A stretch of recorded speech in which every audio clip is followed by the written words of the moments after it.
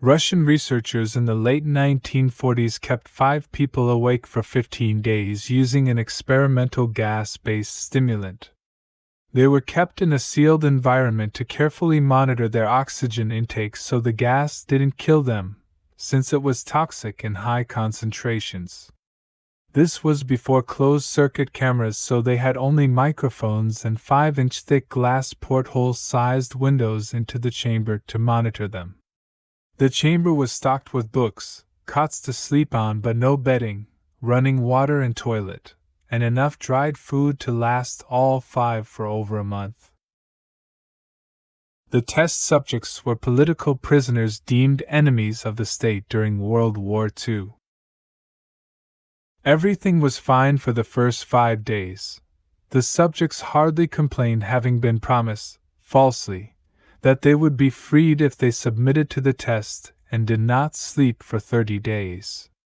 Their conversations and activities were monitored, and it was noted that they continued to talk about increasingly traumatic incidents in their past, and the general tone of their conversations took on a darker aspect after the 4-day mark. After 5 days, they started to complain about the circumstances and events that lead them to where they were and started to demonstrate severe paranoia. They stopped talking to each other and began alternately whispering to the microphones and one-way mirrored portholes. Oddly, they all seemed to think they could win the trust of the experimenters by turning over their comrades, the other subjects in captivity, with them. At first, the researchers suspected this was an effect of the gas itself. After 9 days, the first of them started screaming. He ran the length of the chamber, repeatedly yelling at the top of his lungs for 3 hours straight. He continued attempting to scream but was only able to produce occasional squeaks. The researchers postulated that he had physically torn his vocal cords. The most surprising thing about this behavior is how the other captives reacted to it, or rather didn't react to it. They continued whispering to the microphones until the second of the captives started to scream. The 2 non-screaming captives took the books apart, smeared page after page with their own feces, and pasted them calmly over the glass portholes. The screaming promptly stopped. So did the whispering to the microphones. After 3 more days passed, the researchers checked the microphones hourly to make sure they were working, since they thought it impossible that no sound could be coming with 5 people inside. The oxygen consumption in the chamber indicated that all 5 must still be alive. In fact, it was the amount of oxygen 5 people would consume at a very heavy level of strenuous exercise. On the morning of the 14th day, the researchers did something they said they would not do to get a reaction from the captives. They used the intercom inside the chamber, hoping to provoke any response from the captives they were afraid were either dead or vegetables. They announced, "We are opening the chamber to test the microphones. Step away from the door and lie flat on the floor or you will be shot. Compliance will earn one of you your immediate freedom." To their surprise, they heard a single phrase in a calm voice response. "We no longer want to be freed." Debate broke out among the researchers and the military forces funding the research. Unable to provoke any more response using the intercom, it was finally decided to open the chamber at midnight on the 15th day. The chamber was flushed of the stimulant gas and filled with fresh air, and immediately voices from the microphones began to object. 3 different voices began begging, as if pleading for the life of loved ones, to turn the gas back on. The chamber was opened and soldiers sent in to retrieve the test subjects. They began to scream louder than ever, and so did the soldiers when they saw what was inside.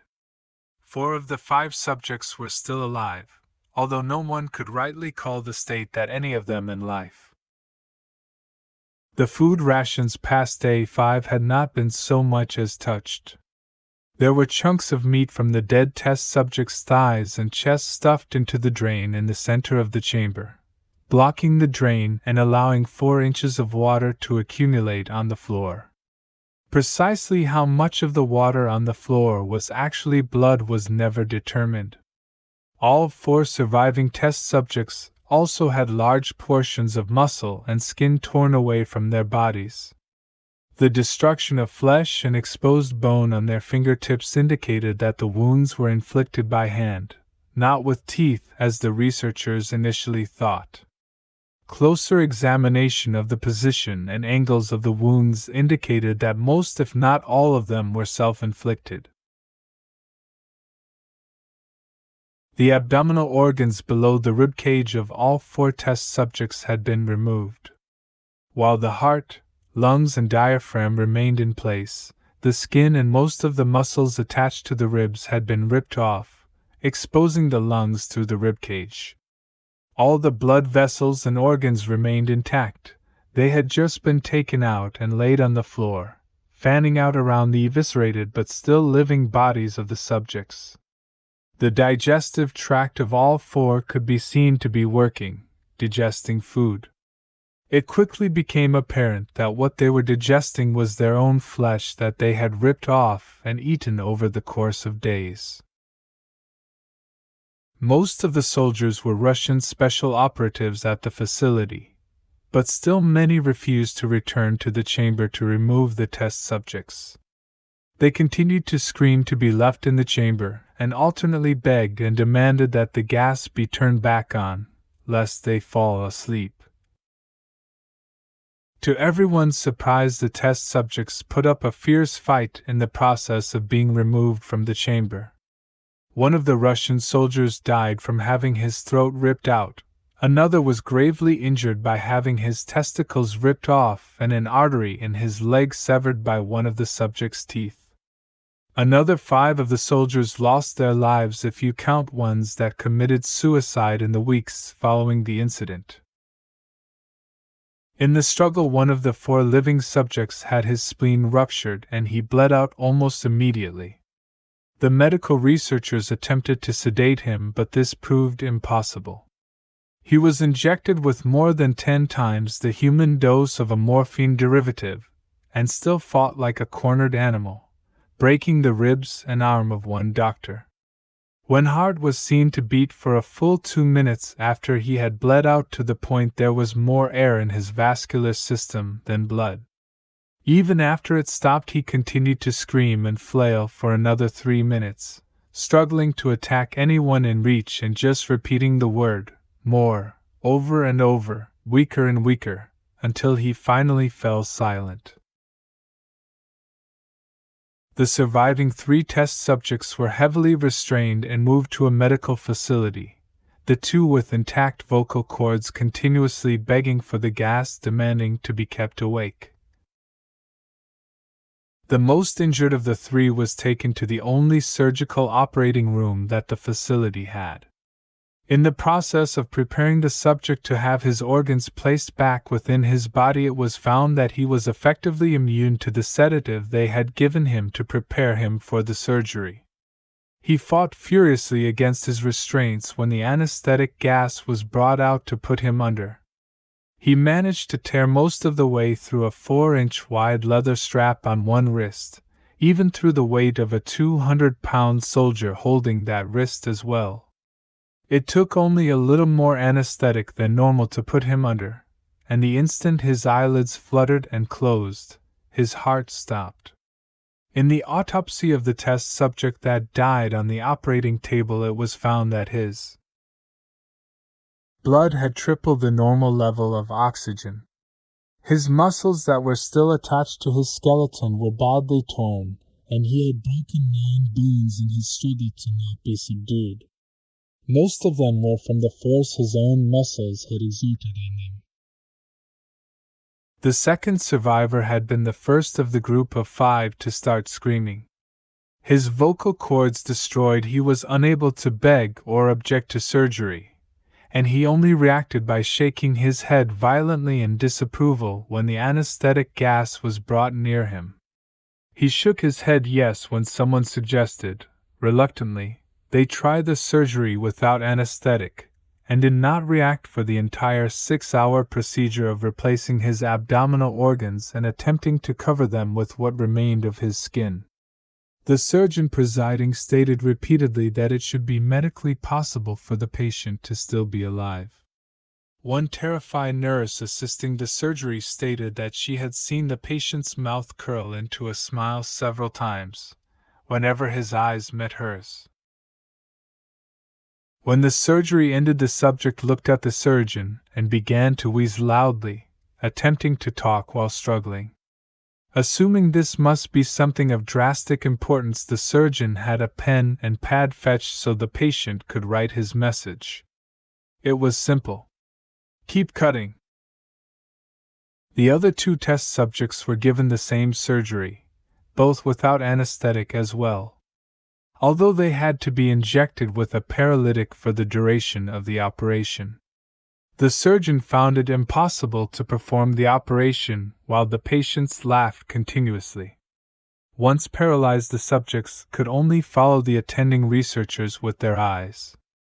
The paralytic cleared their system in an abnormally short period of time, and they were soon trying to escape their bonds. The moment they could speak, they were again asking for the stimulant gas. The researchers tried asking why they had injured themselves, why they had ripped out their own guts, and why they wanted to be given the gas again. Only one response was given: "I must remain awake." All 3 subjects' restraints were reinforced, and they were placed back into the chamber awaiting determination as to what should be done with them. The researchers, facing the wrath of their military benefactors for having failed the stated goals of their project, considered euthanizing the surviving subjects. The commanding officer, an ex-KGB, instead saw potential, and wanted to see what would happen if they were put back on the gas. The researchers strongly objected, but were overruled. In preparation for being sealed in the chamber again, the subjects were connected to an EEG monitor and had their restraints padded for long-term confinement. To everyone's surprise, all 3 stopped struggling the moment it was let slip that they were going back on the gas. It was obvious that at this point all 3 were putting up a great struggle to stay awake. One of subjects that could speak was humming loudly and continuously. The mute subject was straining his legs against the leather bonds with all his might, first left, then right, then left again for something to focus on. The remaining subject was holding his head off his pillow and blinking rapidly. Having been the first to be wired for EEG, most of the researchers were monitoring his brain waves in surprise. They were normal most of the time, but sometimes flat-lined inexplicably. It looked as if he were repeatedly suffering brain death before returning to normal. As they focused on paper scrolling out of the brainwave monitor, only one nurse saw his eyes slip shut at the same moment. His head hit the pillow. His brainwaves immediately changed to that of deep sleep, then flatlined for the last time as his heart simultaneously stopped. The only remaining subject that could speak started screaming to be sealed in now. His brainwaves showed the same flat lines as one who had just died from falling asleep. The commander gave the order to seal the chamber with both subjects inside, as well as 3 researchers. One of the named 3 immediately drew his gun and shot the commander point blank between the eyes, then turned the gun on the mute subject and blew his brains out as well. He pointed his gun at the remaining subject, still restrained to a bed, as the remaining members of the medical and research team fled the room. "I won't be locked in here with these things. Not with you!" he screamed at the man strapped to the table. "What are you?" he demanded. "I must know." The subject smiled. "Have you forgotten so easily?" the subject asked. "We are you. We are the madness that lurks within you all, begging to be free at every moment in your deepest animal mind. We are what you hide from in your beds every night. We are what you sedate into silence and paralysis when you go to the nocturnal haven where we cannot tread. The researcher paused, then aimed at the subject's heart and fired. EEG flatlined as the subject weakly choked out. So nearly free.